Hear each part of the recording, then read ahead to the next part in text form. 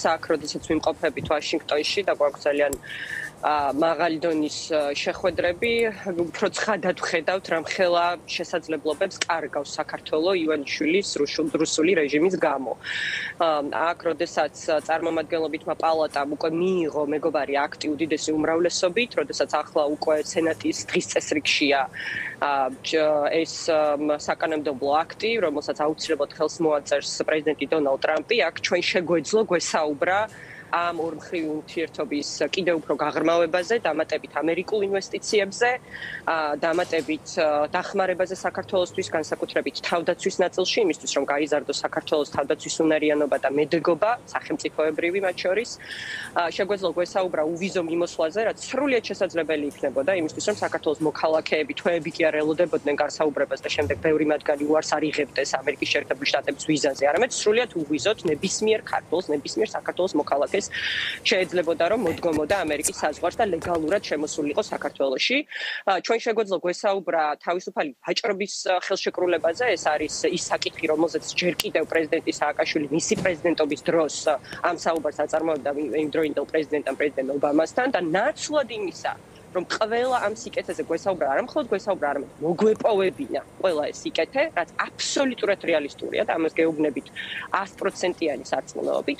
ნაცვლად ამისა ჩვენ გვიწევს საუბარი იმაზე, რომ დღეს ივანიშვილის რეჟიმმა ამერიკის ნაცვლად, როგორც მეგობარი, აირჩია ოკუპანტი რუსეთი, აირჩია კომუნისტური ჩინეთი და აირჩია ამერიკის შეერთებული შტატების მტერი ირანი. ეს არის ის მოცემულობა, რომელიც არის, რომელსაც რა თქმა უნდა თვალს უსწორებენ ამერიკელი გადაწყვეტილების მიმღები პირები, ხა რაც შეეხება კობახიძის წერილს ბუნებრივია ამ ბუდვას ასე ვთქვათ სერიოზულად არავინ არ იღებს, რა თქმა უნდა მით უმეტეს პრეზიდენტი დონალდ ტრამპის მაგიდაზე ეს წერილი ნამდვილად არ აღმოჩნდება. თინა, გონია რომ მარკო რუბიოს მაგიდაზე მართლა არ გვაქვს ეჭვი იმასთან დაკავშირებით, რომ ტრამპი ალბათ ამ წერილს ვერც ნახავს, შეიძლება ამას ბოდვაც უწოდოთ. თქვენ როგორ ფიქრობთ, მაშ რა მიზანი ქონდა თუნდაც სრულიად უპრეცედენტო, ანუ პრემიერ-მინისტრის დონეზე, ჩვენ კი მას არ ვაღიარებთ როგორც ლეგიტიმურ პრემიერს, მაგრამ მსოფლიოს ისტორიას, იშვიათად თუ ახსოვს რაიმე ასეთი ტიპის ღია დიპლომატიური აღარ ქვია, მას ქვია პოლიტიკური განაცხადი. რაში დაჭირდა, რატომ გააკეთა ეს ადგილობრივმა რეჟიმმა? მე ვეძებდი, მაინტერესებდა მთავრობის გვერდზე თუნდაც ინგლისურენოვანი ვერსია მაინც თუ იყო გამოქვეყნებული და ინგლისურათაც არ არის. ქართულად ხო არ გაუგზავნიდნენ ამ წერილს, ალბათ ინგლისურათაც დაწერეს, მაგრამ არც გამოაქვეყნეს ინგლისურად. რატო გააკეთეს ეს? რატო მიიღეს ეს გადაწყვეტილება? ვისთვის არის განკუთვნილი? არა, ფაქტია, რომ აბსოლუტურად მოწყვეტილია რეალობას ივანიშვილის რეჟიმი. ფაქტია, რომ მათ აღარ ყავთ მრჩეველები, ან თუ ყავთ ძალიან ცუდი მრჩეველები ყავთ დარჩენილი და ფაქტია, რომ ყველანაირი რესურსი იმის, რომ რაიმე ტიპის გადატვირთვა და ურთიერთობის აღდგენა მომხდარიყო ივანიშვილის რეჟიმსა და ტრამპის ადმინისტრაციას შორის, ყველა რესურსი ამოწურულია და ამაზე მეტყველებს თავად ამ წერილის ტონიც და განსაკუთრებით ხავით უყურებს მათ შორის პრეზიდენტი დონალდ ტრამპის საჯარო კომუნიკაციას, ამისთვის არ არის საჭირო, რომ იყო მისი მეგობარი ტერმინი, რომელიც მას გამოყენებული აქვს მაგალითად პრეზიდენტ სააკაშვილთან მიმართებაში, როდესაც მან პრეზიდენტ სააკაშვილს მეგობარი უწოდა, როდესაც მან ჩადო ინვესტიცია ბათუმში იმისთვის, რომ ტრამპ ტაუერი აშენებულიყო, რაც ერთ-ერთი ყველაზე მნიშვნელოვანი ნაწილია ტრამპის ბრენდის, გარდა იმისა, რომ ის ბუნებრივია უკვე მეორე ვადით ამერიკის შეერთებული შტატების პრეზიდენტია. ამ ყველაფერზე წდომა რომ არ გქონდეს და მხოლოდ მის საჯარო კომუნიკაცია იცოდა, ის ძალიან ცუდად რეაგირებს ისეთ ტონალობაზე, როგორი ტონალობაც იკითხებდა ამ წერილში, ამიტომ ვეძახი ამას რაღაც ერთგვარ ბოდვას, ანუ სრულიად რეალობას მოწყვეტილი, ამიტომ ვიყენებ ამ ტერმინს. და ფაქტიურად ტუქსავს ხო დონალდ ტრამპს, რომ მან ვერ დაამარცხა ეგრეთ წოდებული deep state-ი, რომელიც მათ მოიგონეს, რაღაც ფრაზაა, რომელიც მოისმინეს მათი აწვის კარგი ინგლისურით და ამოგლიჯეს, ასე ვთქვათ, პრეზიდენტი დონალდ ტრამპის საჯარო კომუნიკაციებიდან და ეგონათ, რომ ამ ტერმინის წერილში გაჟღერებით, ან მათ ტვიტებში დაწერით, რომელსაც სხვები უწერენ ბუნებრივია, ან ამაზე საჯარო დისკუსიით, რაღაცნაირად მიიპყრობდნენ პრეზიდენტი დონალდ ტრამპის ყურადღებას და არა მხოლოდ ყურადღებას მიიპყრობდნენ, არამედ მოიპოვებდნენ მის სიმპათიას. და მის სიმპათიას ვერანაირად ვერ მოიპოვებენ. ვერ მოიპოვებენ რუსეთის გამო, ვერ მოიპოვებენ ირანის გამო, ვერ მოიგონებენ მოიპოვებთ ჩინეთის გამო, მინდა გითხრათ, რომ თუ არსებობს რაიმე საკითხი და ამის უპირატესად სრული პასუხისმგებლობით გამომდინარე უამრავი შეხვედრა, რომელიც ჩვენ გქონდა კონგრესში, ორივე პალატაში უკვე და დღეს პალატაზე კიდევ გვაქვს შეხვედრა არაერთ კონგრესმენთან, სენატორებთან, მათ შორის სენატორ ბიკერთან, რომელიც იცით რომ არის ჰელსინკის კომისიის თავმჯდომარე და შესაბამისად ის პრინციპში იქნება ყველაზე მნიშვნელოვანი და წამყვანი სენატორი მეგობარი აქტის გატანის პროცესში სენატის მხარეს, სადაც არანაირი პრობლემების არ ელია, მაგრამ რა თქმა უნდა, მაინც მნიშვნელოვანია რომ ამ მიმართულებით გავაგრძელოთ მუშაობა, მაგრამ ერთი რაც მინდა გითხრათ, რუსეთზე კი, რა თქმა უნდა, რუსეთთან კავშირებით უკიდურესად აღელვებთ ამერიკულ ლიდერშიპში, მაგრამ როდესაც საქმე ეხება ჩინეთს, როდესაც საქმე ეხება იმას, რომ ამერიკასთან სტრატეგიული პარტნიორობა ივანიშვილმა გააჩერა და ამ დროს სტრატეგიულ პარტნიორობას მოაწერა ხელი ჩინეთთან, როდესაც ამერიკელი ინვესტორები, მათ შორის ინვესტორები, რომელსაც გარკვეული კავშირები ახლანდელ ტრამპის ადმინისტრაციასთან აქვთ, რომელზეც პირდაპირ საუბრობდა მაიკ პომპეო, რომელიც ახლანდელი ადმინისტრაციის წევრი არ არის, მაგრამ იმდროინდელი ტრამპის პირველი ვადის პრეზიდენტობის სახელმწიფო მდივანი იყო საქართველოში იყო და დღესაც რა თქმა უნდა ძალიან ახლო კავშირები აქვს ამ ადმინისტრაციასთან, რომელზეც პირდაპირ საუბრობდა ანაკლიდან გაყარეს ამერიკელი ინვესტორები ჩაანაცვლეს ჩინელებს ჩინური ინვესტიციებით. როდესაც პრეზიდენტი სააკაშვილის მიერ დაწყებული პროგრამა ისწავლე და ასწავლე საქართველოსთან ერთად, როდესაც ათასობით ამერიკელი ჩამოდიოდა საქართველოში იმისთვის, რომ არა მხოლოდ ქართულ ბავშვებს ესწავლათ ინგლისური, არამედ ეს იყო მათ შორის ამომრხრივი ურთიერთობის ლინგვისტურ დონეზე ეს არგუმენტი და კიდევ ეს არგუმენტი და კიდევ რამდენიმე სხვა იგივე მიხეილ სააკაშვილის ბოლო პოსტშიც არის მოყვანილი და ეს ამბები ხდებოდა ბოლო წლების განმავლობაში. ჩემი კითხვა შემდეგში მდგომარეობს და ქართულ ოცნებას და მის მხარდამჭერებს როგორც ჩანს სწორედ ამის იმედი ჰქონდათ რომ რაც ახლა თქვენ ჩამოთვალეთ დეგამბავი ერთ დღეში ან ერთ თვეში და არც ბოლო ერთ წელიწადში არ მოხდარა. ერთ წელიწადში ბოლო ერთ წელიწადში ძალიან დამძიმდა სიტუაცია, მაგალითად დღევანდელი დღეც კი არის ამის ერთ-ერთი კვინტესენცია, როცა საკანონმდებლო დონეზე აგრძალეს პოლიტიკური პარტიები. დამთავრდა. გინდა წერტილი, გინდა ძახილისნიშანი, რას თქვით. მაგრამ ეს ხო თვეების განმავლობაში, წლების განმავლობაში ხდებოდა და ამერიკის შეერთებულ შტატებს არ ქონდა ძალიან მწვავე რეაქცია. რეაქციები ქონდათ, მაგრამ ძალიან დიპლომატიურ ენაზე, კულისებში ელაპარაკებოდნენ, ისე იმ კულისებში ლაპარაკმაც რა გამოიწვია კი ვხედავთ ახლა ჩვენ, ხო? ამხელა ესე გადაწყვეტილებაში პარლამენტის და ასე შემდეგ, აი ვიღაცა დიპსტეიტის გამოგზავნილ კაცს თუ ქალს თუ არ ვიცით, რობოტს თუ ვიღაცას ბრალდება ის ყველაფერი რაც არის. ახლაც იგივეს მოლოდინი ხო არა აქვთ თბილისში ივანიშვილის გარემოცვაში, რომ ამერიკის შეერთებული შტატების ინტერესთა სფეროში ჩვენ შეიძლება საერთოდ არ ვიყოთ და ამიტომ მოდი გავიტან ბოლომდე რაც და როგორც გვინდათ. ეს გვაინტერესებს თქვენი ვაშინგტონში ამ შეხვედრების კვალობაზე რა შთაბეჭდილებები გაქვთ ამ ხრივ? რამდენად სერიოზული შეიძლება იყოს ინტერესი საქართველოს მიმართ? თავისთავად კონგრესში რაც ხდება, ეგ კი მეტყველებს ამაზე, მაგრამ აღმასრულებელ დონეზეც. კი, გიორგი, აი თქვენ პრაქტიკულად უპასუხეთ თქვენ კითხვას იმ თვალსაზრისით, რომ კონგრესში იმდენად სერიოზული და მაღალი დონის ორპარტიული, ანუ დემოკრატებსა და რესპუბლიკელებს შორის და ორკამერული, ანუ წარმომადგენლობით პალატასა და სენატს შორის. იმდენად ძლიერი მტკიცე და ურყევი მხარდაჭერა საქართველოს მიმართ და ქართველი ხალხის ევროატლანტიკური ასპირაციების, ევროატლანტიკური მისწრაფებების მიმართ, რომ შეუძლებელია რაღაცნაირად ეს მგულებელყოს პრეზიდენტი ტრამპის ადმინისტრაციამ. ჩვენ ყოველთვის ვამბობდით იმას, რომ სწორედ კონგრესის ამგვარი ორპარტიული და ორკამერული მხარდაჭერა საქართველოს ქართველი ხალხის ევროატლანტიკური მისწრაფებების მიმართ იქნებოდა მთავარი საფუძველი, რაც ვერასოდეს მისცემდა ტრამპის ადმინისტრაციას იმის სურვილს და შესაძლებლობას, რომ ეს პოლიტიკა შემოტრიალდეს. აი რამ უნდა განაპირობოს ეს? ახლა ვიცით, რომ ივანიშვილის მცდელობა იყო, რომ თუნდაც ვიქტორ ორბანი გამოეყენებინა თქვათ რაღაც ერთგვარ ემისრად, ხო, მარალაგოში მისი ვიზიტები პრეზიდენტ დონალდ ტრამპთან, ასე შემდეგ, ან რაღაც სხვა არხი მოეძებნა პრეზიდენტ დონალდ ტრამპთან ურთიერთობისთვის, მაგრამ ეს არ მოხდა ამდენი წლის მანძილზე. და ეს არ მოხდება არც მომავალში, მით უმეტეს მას შემდეგ, რაც მეგობარი აქტი გახდება უკვე კანონი, ანუ ჯერ არის საკანონმდებლო ინიციატივა, რომელიც დამტკიცებულია ქვედა პალატის მიერ, მაგრამ მას აუცილებლად დაამტკიცებს სენატი და პრაქტიკულად გამორიცხული ახლა იცით, რომ 100 სენატორია, იცით, რომ სენატის კალენდარში უკვე ჩასმულია. თინა ამას პრინციპში ეჭვი აღარავის არ ეპარება, ამას ქართული ოცნება შეეგუა და ალბათ ამისთვისაც ემზადება. ორი კითხვა მაქვს, მინდა რომ მოვასწრო. დიახ, თინა. ამიტომ სრული ილუზიაა და გიდასტურებთ ახლა თქვენ კითხეთ მაგალითად აღმასრულებელ დონეზე რა ვითარებაა, ხო? დიახ, ეს უფრო საინტერესოა ასე. კი, სახელმწიფო დეპარტამენტში ჩვენ ჯერ შეხვედრა არ გქონია, მაგრამ გვექნება ამ კვირაში ესეც დაგეგმილი გვაქვს, რა თქმა უნდა. ახლა გასაგებია რომ იქ რამდენიმე დანიშვნად ჯერ არ მომხდარა.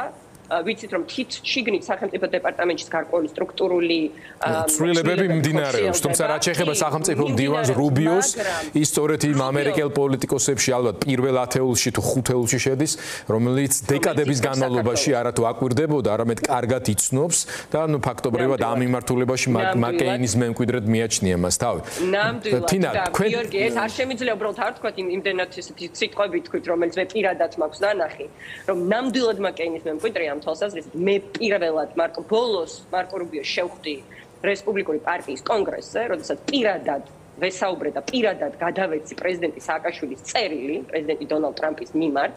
აი კობახიძის წერილებს არავინ არ კითხულობს, მაგრამ ის წერილი, რომელიც მე გადავეცი მარკო რუბიოს პრეზიდენტი ტრამპის მიმართ, აუცილებლად წაიკითხა, იმიტომ რომ მარკო რუბიო მითხრა, რომ ამ წერილს წაიკითხა. კი ბატონო, თინა, მე სხვათა შორის სულდია რომ არ კითხულობენ იმ წერილებს და მე თქვენ გირჩევდით, რომ თქვენ წაუკითხოთ ციტატები, ეს გაცილებით მეტ შედეგს მოიტანს, ვიდრე წაუკითხაობა.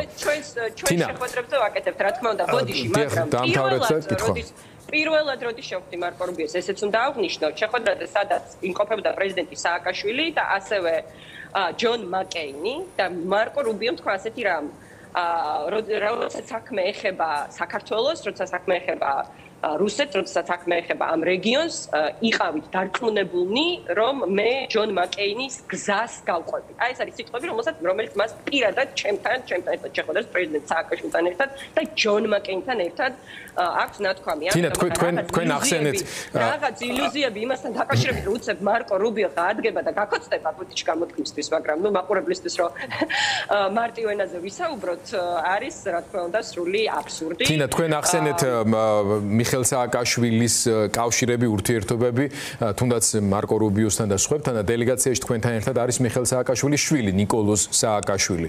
რამდენად სიმბოლური დატვირთვა აქვს თავისთავად აი ამ ჟესტს, რა როლს ასრულებს ამ შეხვედრებში ნიკოლოზის თქვენთან ერთად ყოფნა?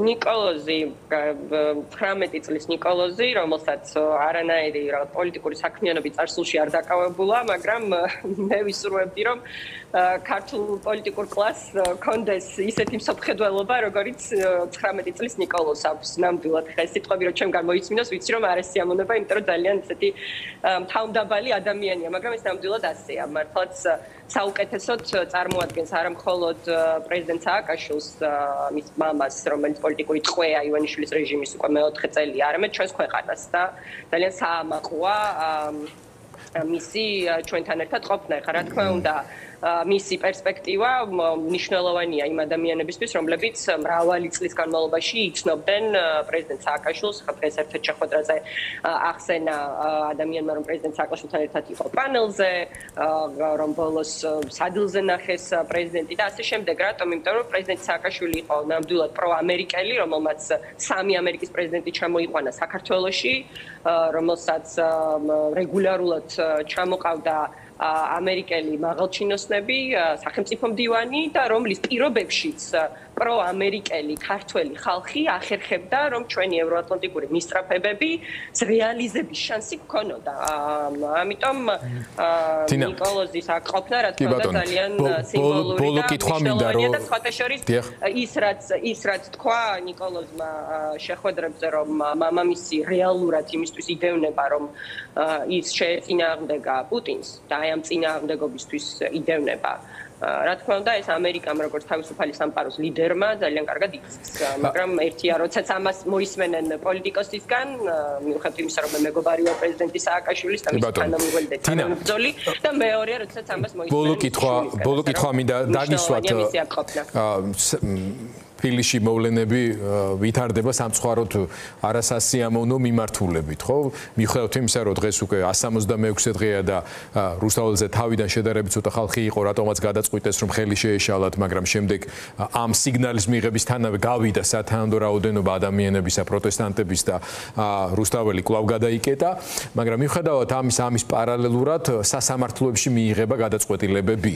და ერთ-ერთი ასეთი გადაწყვეტილება მნიშვნელოვანწილად უკავშირდება შემდგომში პოლიტიკურ გადაწყვეტილებებს ოპოზიციური პოლიტიკური პარტიების ლიდერებისაც. ირაკლი ოქრუაშვილი სასამართლომ დღეს პატიმრობა მიუსაჯა მას და ის ციხეშია. მხოლოდ იმის გამო, რომ მან უარი თქვა კომისიაზე, რომელში მონაწილეობის მიღებას და იმ პროცესისთვის ლეგიტიმაციის მიცემაც ქვეყნის ეროვნული ინტერესებიდან გამომდინარე დიდი საფრთხის მატარებელია და დაუშვებელი ჩემი აზრით. ირაკლი ოქრუაშვილი არ გადაიხადა ფორმალურად გირაო, ის უკვე ციხეშია და ამის პარალელურად ჩვენ მოვისმენთ რამდენიმე პოლიტიკური ლიდერის განცხადება, რომელთა მიმართაც ანალოგიური ბრალი არის უკვე სასამართლოში, რომ აი მაგალითად ნიკა გვარამიას ასევე მოვისმენთ ზურა ჯაფარიძის რამდენითაც ვიცით ჯერ ნიკამელიას არ აქვს ბოლომდე გადაწყვეტილი, ვიცით რომ სტრატეგია აღმაშენებლის ლიდერი გიორგი ვაშაძე აპირებს თავის პარტიას მოეთათბიროს ამ საკითხზე და ასე შემდეგ. თქვენი რჩევა როგორი იქნებოდა ასეთ შემთხვევაში? მესმის რომ ეს უფრო ინდივიდუალური გადაწყვეტილებაა, მაგრამ არც თლად ინდივიდუალურია. ეხლა მთელი პოლიტიკური პარტიების ხელმძღვანელობა თუ თავის ფეხით მივიდა და ჩაჯდა იქ ციხეებში, მე არ ვიცი პოლიტიკურ პროცესზე პასუხისმგებლობის ამღები პირები ვინ გადარჩებიან. თქვენ როგორ უყურებთ ამ პროცესს? ხო, გიორგი, ხა რჩევა ბუნებრივია ეს პირადი უსაფრთხოება, თავისუფლება, განსაკუთრებით ადამიანებისთვის, ვისაც ოჯახები ყავთ, ხო, ძალიან რთული გადაწყვეტილებაა, ამიტომა განსაკუთრებით დასაფასებელი, რომ მაგალითად პრეზიდენტმა სააკაშვილმა გადასცადა, იცოდა, რომ ეს საფრთხეელოდა, მაგრამ მაინც ჩამოვიდა სამშობლოში, იმიტომ რომ ჩათვალა, რომ უბრალოდ სხვა გვარად, როცა ქვეყანა იღუპებოდა, მას არ შეეძლო, მაგრამ ეხლა ვიღაც რომელიმე პოლიტიკოსი გამოვიდეს და სხვას ურჩიოს, უთხრას ან მოუწოდეს, რომ ციხეში ჩაჯექი, ამის უფლებას მე ყოველ შემთხვევაში ნამდვილად რა თქმა უნდა თავს არ მივცემდი. თუმცა მე შემიძლია გითხრათ ჩემი დამოკიდებულება, ახლა მივხვდით იმისა, რომ მე ჯერჯერობით ქალბატონ წულუკიანს არ დაუგვარები ვარ, რაც ხოთშერს მაკვირვებს, იმიტომ რომ ისეთი ზიზღი და ღვარძლი აქვს მათ შორის პირადად ჩემს მიმართ ოდითგანვე, მრავალი წლის განმავლობაში და ამას არასოდეს მალავდა ხოლმე საჯარო კომუნიკაციაში. ბოლოს ეს განსაკუთრებით გამოჩნდა მისი სტრასბურგის ფიასკოს შემდეგ, სადაც სიამაყით მინდა ვთქვა, რომ ჩვენ საუკეთესოდ წარმოვადგინეთ საქართველოს ეროვნული და ევროპული ინტერესები და საიდან პრაქტიკულად წულუკიანი გააძევეს და მთელი მისი დელეგაცია მისი ხელმძღვანელობით, თუმცა მიუხედავად ამ პირადი ღვარძლისა, ჯერჯერობით რატომღაც ქალბატონ წულუკიანს მე პირადად არ დაუბრუნებ ვარ. თუ დამიბარებ, არც ერთ შემთხვევაში რა თქმა უნდა არც მივალ იმისთვის, რომ ამ რუსულ შოუში, ამ რუსულ წარმოდგენაში, ამ ღალატის ქრონიკაში მივიღო მონაწილეობა და თუ ამისთვის დამემუქრებიან ციხით, რა თქმა უნდა არ გადავიხდი არც გირაოს. ასე რომ მე შემიძლია გითხრათ მხოლოდ ის რას გავაკეთებდი მე ყველა სხვა ადამიანისთვის ეს მათი არჩევანია, მაგრამ მესმის თქვენს მიერ წარმოდგენილი დილემა იმასთან დაკავშირებით თუ რას აკეთებს პოლიტიკური პროცესი თუ ყველა პოლიტიკოსი დაპატიმრებულია, მაგრამ ამავდროულად რას ვეუბნებით ჩვენ პროტესტანტებს, რომელთაგან ნებისმიერი შეიძლება ხვალდაზე გახდეს პოლიტიკური ტყვე, როგორც არიან უკვე 50-ზე მეტი ახალგაზრდა ექიმი, ჟურნალისტი თუ მსახიობი, თუ ჩვენ თვითონ ვერ ვაჩვენებთ პირადი გამბედაობის, უკომპრომისობის და სიმტკიცის მაგალითს. ეს გამბედაობა დასაფასებელია, რა თქმა უნდა, მათ შორის ირაკლი ოქრუაშვილს ამ მხრივ კიდევ ერთხელ ჩვენი მხარდაჭერა და სოლიდარობა უნდა გამოუცხადოთ, თუმცა მაინც წინააღმდეგობრივია ეს გადაწყვეტილება ძალიან და მე მგონია, რომ განჯას მაინც საჭიროებს. მადლობა თინა, რამის დამატება ხო არ გსურდათ, როდის ბრუნდებით საქართველოში? შეხვედრებს ვასრულებთ პარასკევს და დაუყოვნებელი რა თქმა უნდა ბრუნდებით საქართველოში, იმიტომ რომ ყველაზე მნიშვნელოვანი, როგორც ყოველთვის ვამბობ ხოლმე, მაინც რა თქმა უნდა არის რუსთაველი, ის რაც ხდება რუსთაველზე, ჩვენი პროტესტი, ჩვენი ბრძოლა, ეს გვაძლევს იმის შესაძლებლობას, რომ შემდეგ ვიმუშაოთ ბრიუსელში თუ ვაშინგტონში, იმისთვის რომ ქართველი ხალხის ბრძოლა კონვერტირდეს და ითარგმნოს კონკრეტულ შედეგებში, როგორიც არის მათ შორის მაგალითად მეგობარი აქტი, რომელიც ითვალისწინებს სანქციებს ბიძინა ივანიშვილს.